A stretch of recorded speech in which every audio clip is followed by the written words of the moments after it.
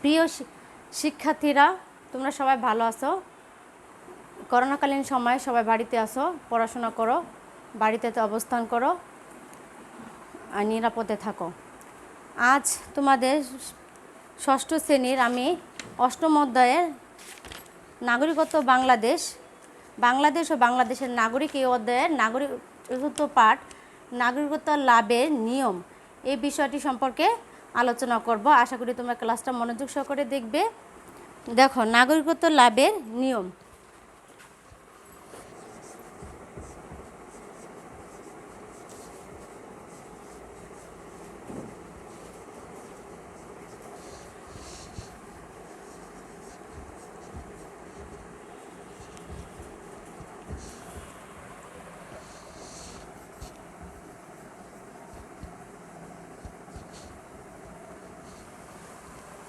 নাগরিকত্ব লাভের নিয়ম। নাগরিকত্ব হলো রাষ্ট্রের অধিবাসী বা ব্যক্তির জাতীয় পরিচয়। রাষ্ট্রকে কেন্দ্র করে এই ব্যক্তি এই পরিচয় লাভ করে।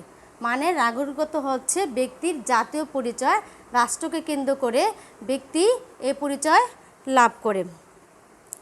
এই নাগরিকত্ব লাভের দুটি প্রধান উপায় হলো, দেখো, নাগরিকত্ব লাভের দুটি প্রধান উপায় হচ্ছে, একটা হচ্ছে অনুমোদন সূত্রে নাগরিকত্ব লাভ, আর একটা হচ্ছে জন্মসূত্রে নাগরিকত্ব লাভ।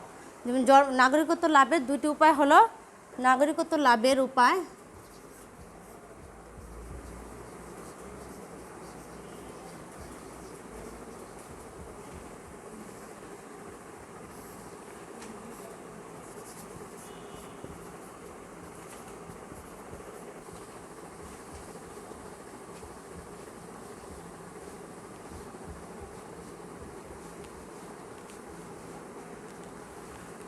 একটা হচ্ছে, দেখো, জন্মসূত্র, আরেকটা হচ্ছে অনুমোদন সূত্র। জন্মসূত্র, যারা জন্মসূত্রে নাগরিকত্ব লাভ করে তাদেরকে বলা হয় জন্মসূত্রের নাগরিক। আর যারা অনুমোদন সূত্র, দেখো, নাগরিকত্ব লাভের উপায় হচ্ছে প্রথমত দুটি, একটা হচ্ছে জন্মসূত্র, আরেকটা হচ্ছে অনুমোদন সূত্র। জন্মসূত্র আরেকটা হচ্ছে অনুমোদন সূত্র। দেখো, আমি বোর্ডে লিখেছি জন্মসূত্র, আর একটা হচ্ছে অনুমোদন সূত্র। জন্মসূত্র হচ্ছে এই নীতি অনুযায়ী বাবা মা যে দেশের নাগরিক, সন্তান সে দেশের নাগরিকত্ব লাভ করবে। বাবা মা যে দেশের নাগরিক, সন্তান সে দেশের নাগরিকত্ব লাভ করবে। আর অনুমোদন সূত্র হচ্ছে অনুমোদন, মানে আবেদনের মাধ্যমে যে নাগরিকত্ব লাভ করা হয় তাকে বলা হয় অনুমোদন সূত্রে নাগরিক লাভ। অনুমোদন সূত্রে নাগরিকত্ব লাভ করতে হলে কিছু নির্দিষ্ট শর্ত পূরণ করতে হয়, সেগুলি আমরা পরে জানব। প্রথমত দেখো, আমরা আসি জন্মসূত্রের নাগরিক। জন্মসূত্রের নাগরিক হচ্ছে, আমরা জানি যে জন্মসূত্র নীতি অনুযায়ী যে নাগরিকত্ব লাভ করে তাকে বলা হয় জন্মসূত্রের নাগরিক। জন্মসূত্র নীতিটা হচ্ছে আবার দুই প্রকার।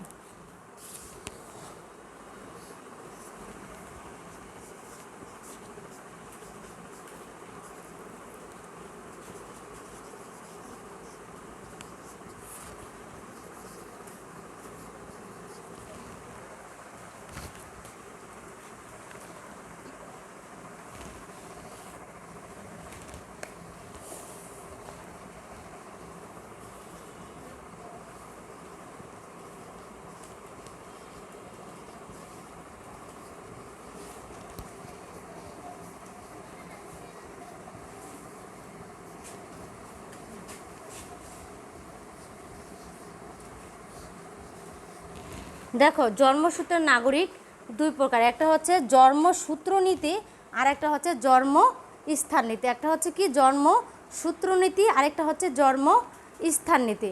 এখন আমরা জানব জন্মসূত্র নীতি কি আর জন্মস্থান নীতি কি। জন্মসূত্র নীতি, এই নীতি অনুযায়ী বাবা মা যে দেশের নাগরিক, সন্তান সে দেশের নাগরিকত্ব লাভ করবে।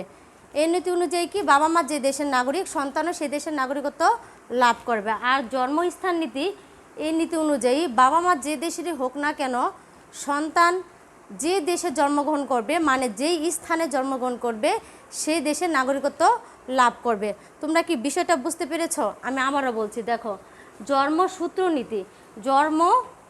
নীতি, এই নীতি অনুযায়ী বাবা মা যে দেশের নাগরিক, সন্তান সে দেশের নাগরিকত্ব লাভ করবে। এই নীতি অনুযায়ী কোনো বাংলাদেশি বাবা মার যদি বাংলাদেশি বাবা মার যদি অন্য কোনো দেশে সন্তান জন্মগ্রহণ করে তাহলে সে জন্মসূত্রীয় নীতি অনুযায়ী সে বাংলাদেশের নাগরিকত্ব লাভ করবে। অনুরূপভাবে কোনো ফ্রান্স বা হচ্ছে ভারতের ফরাসি বা ধরো ফ্রান্সের কোনো নাগরিক এসে যদি বাংলাদেশের সন্তান জন্ম প্রসব করে তাহলে সেই জন্মসূত্র নীতি অনুযায়ী তারা ওই ভারত বা ফ্রান্সের নাগরিকত্ব লাভ করবে।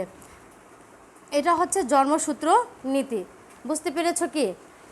যে নীতি অনুযায়ী বাবা মা যে দেশের নাগরিক সন্তান সেই দেশের নাগরিকত্ব লাভ করে সেটাকে বলা হয় জন্মসূত্র নীতি।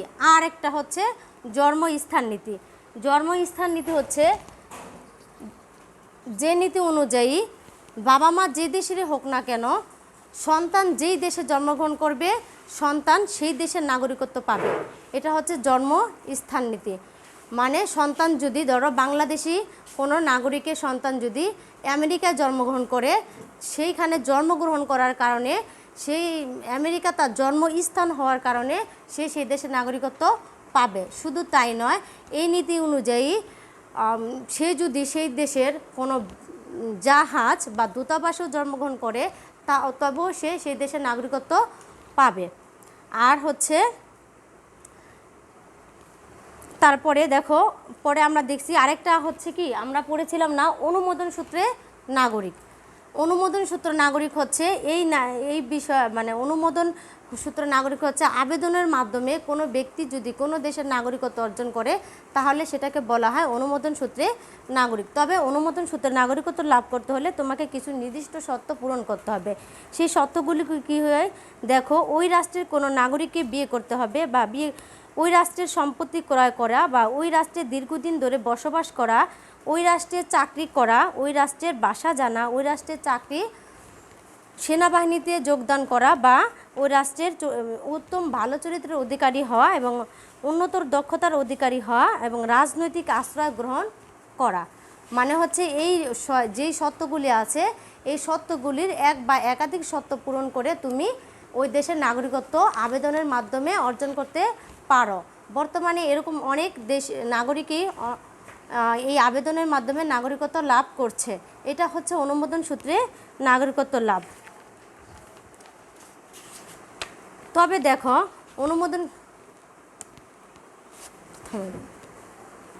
তাহলে অনুমোদন সূত্র নাগরিকত্ব লাভ করতে হলে তাকে এই যে শর্তগুলি বললাম এই শর্তগুলি বা তোমরা তোমাদের বইতে দেখে নিবে অনেকগুলি শর্ত দেওয়া আছে। এই শর্তগুলির এক বা একাধিক শর্ত পূরণ করলে সে সেই দেশে আবেদনের মাধ্যমে সেই দেশে নাগরিকত্ব লাভ করতে পারে। তারপরে আসো দেখো আরেকটা বিষয় হচ্ছে দ্বিনাগরিকত্ব। দ্বিনাগরিকত্ব শব্দটা মানেই হচ্ছে কি বলো তো? শব্দটা মানে হচ্ছে দুই, তাই না? দ্বিনাগরিকত্ব মানে হচ্ছে দুই দেশের নাগরিকত্ব। যে ব্যক্তি দুই দেশের নাগরিকত্ব লাভ করে তাকে বলা হয় দ্বিনাগরিকত্ব। একই ব্যক্তি যদি দুটি দেশের নাগরিকত্ব লাভ করে তাহলে তাকে কি বলা হয়? দ্বিনাগরিকত্ব। আর দ্বিনাগরিকত্ব লাভ কিভাবে করা হয়? দ্বিনাগরিকত্ব দেখো, একই ব্যক্তি যদি দুটি দেশের নাগরিকত্ব লাভ করে তবে তাকে বলা হয় দ্বিনাগরিকত্ব। দ্বিনাগরিকত্ব কিভাবে লাভ করা যায় দেখো, কোনো ব্যক্তি দ্বিনাগরিকত্ব লাভ করা যেমন বাংলাদেশি কোনো বাবা মা যদি দেখো আমি আবার বলছি দ্বিনাগরিকত্ব কি, কোনো ব্যক্তি যদি দুটি দেশের নাগরিক বা এক ব্যক্তি যদি দুটি দেশের নাগরিকত্ব লাভ করে তবে তাকে বলা হয় দ্বিনাগরিকত্ব। একই ব্যক্তি আমি আবারও বলছি একই ব্যক্তি যদি দুটি দেশের নাগরিকত্ব লাভ করে তাহলে তাকে বলা হয় দ্বিনাগরিকত্ব। দ্বিনাগরিকত্ব কিভাবে লাভ করা যায় দেখো, বাংলাদেশি কোনো বাবা মা যদি বিদেশে যাবার পর সেই দেশে কোনো সন্তান জন্মগ্রহণ করে তাহলে সে ধরো আমেরিকা যাবার পর সেখানে যদি তার জন্ম হয় কোনো সন্তান জন্ম হয় তাহলে সে কিন্তু তার বাবা মা কোন দেশি? বাংলাদেশি। সেই শর্ত অনুযায়ী তোমরা এর আগে জেনেছো জন্মসূত্র অনুযায়ী সে বাবা মা যে দেশের নাগরিক সন্তান সে দেশের নাগরিক হয় তাহলে সেই শর্ত অনুযায়ী সে বাংলাদেশের নাগরিকত্ব পাবে। কি নীতি অনুযায়ী বলো তো? জন্মসূত্র নীতি অনুযায়ী। তার বাবা মা যেহেতু বাংলাদেশের নাগরিক তাহলে সে বাংলাদেশের নাগরিকত্ব পাবে। আবার আমেরিকায় যেহেতু জন্মস্থান নীতি পরিচালিত তাহলে সে আমেরিকায় জন্মগ্রহণ করার কারণে সে আমেরিকারও নাগরিকত্ব পাবে। তাহলে সে কয়টি দেশের নাগরিকত্ব লাভ করলো? সে দুটি দেশের নাগরিকত্ব লাভ করলো। এভাবে হচ্ছে দ্বিনাগরিকত্ব লাভ করা যায়। এছাড়াও কোনো বাংলাদেশি যদি বিদেশে গিয়ে অনুমোদন সূত্রে ওই দেশের নাগরিকত্ব লাভ করে, তাহলে সে বাংলাদেশের নাগরিক, আবার হচ্ছে সেই দেশের দ্বিনাগরিকত্ব।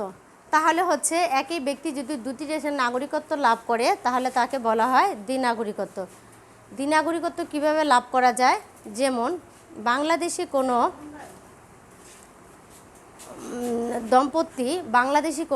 দম্পতি যদি আমেরিকায় যায়, সেখানে যদি তাদের কোনো সন্তান হয়, তাহলে সেই সন্তান জন্মসূত্র, এর আগে আমরা বলেছি না, জন্মসূত্র অনুযায়ী সে বাংলাদেশের নাগরিকত্ব পাবে। কারণ তার বাবা মা যেহেতু বাংলাদেশের নাগরিক, তাহলে সে বাংলাদেশের নাগরিকত্ব পাবে। একইভাবে সে যেহেতু আমেরিকায় জন্মগ্রহণ করেছে আর সে দেশে যেহেতু জন্মস্থান নীতি পরিচালিত, তাহলে সে আমেরিকারও নাগরিকত্ব পাবে। তাহলে এটাকে বলা হয় সে একই ব্যক্তি দুটি দেশের নাগরিকত্ব লাভ করলো।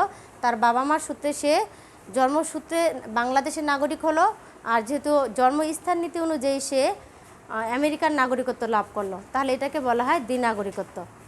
এছাড়াও দ্বিনাগরিকত্ব কোনো বাংলাদেশি যদি বিদেশে গিয়ে অনুমোদনের মাধ্যমে বা আবেদনের মাধ্যমে, তোমরা তো অনুমোদন সূত্র নাগরিকত্ব কি বুঝতে পেরেছো, সেইভাবে কোনো ওই দেশের কোনো শর্ত পূরণ করে আবেদনের মাধ্যমে নাগরিকত্ব পায়, তাহলেও সে বাংলাদেশের নাগরিক, আবার হচ্ছে সেই দেশের নাগরিকত্ব পেল, তাহলে সে দ্বিনাগরিকত্ব পেল।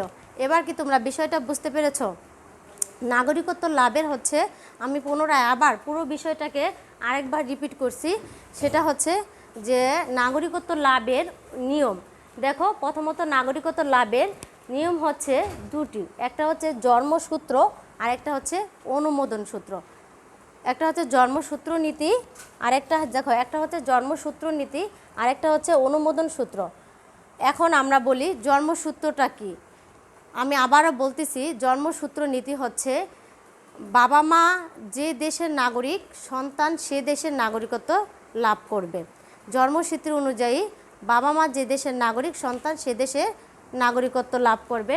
আর অনুমোদন সূত্র নীতি অনুযায়ী বাবা মা যে দেশের হোক না কেন, সেটা না, মানে হচ্ছে সে যদি কোনো দেশে যাবার পর সে দেশের কিছু শর্ত আছে, যেই শর্তগুলি পালন করে, তাহলে সেই দেশে আবেদন করে নাগরিকত্ব লাভের জন্য, তাহলে আবেদনের মাধ্যমে যে নাগরিকত্ব লাভ করবে সেটা হচ্ছে অনুমোদন সূত্রে নাগরিকত্ব লাভ।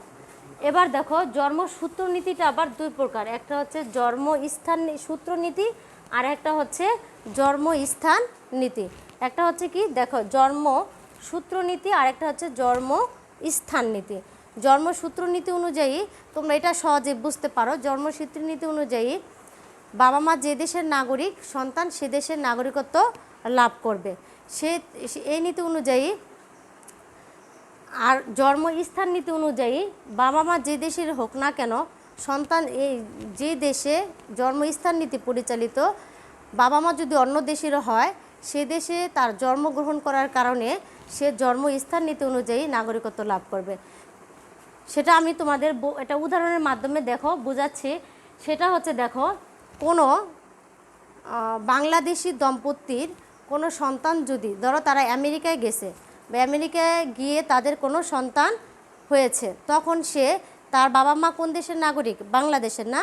তাহলে সে বাংলাদেশের নাগরিক তার বাবা মা, সেই জন্য ওই সন্তান তার বাবা মার সূত্রে, মানে জন্মসূত্র নীতি অনুযায়ী সে বাংলাদেশের নাগরিকত্ব পাবে।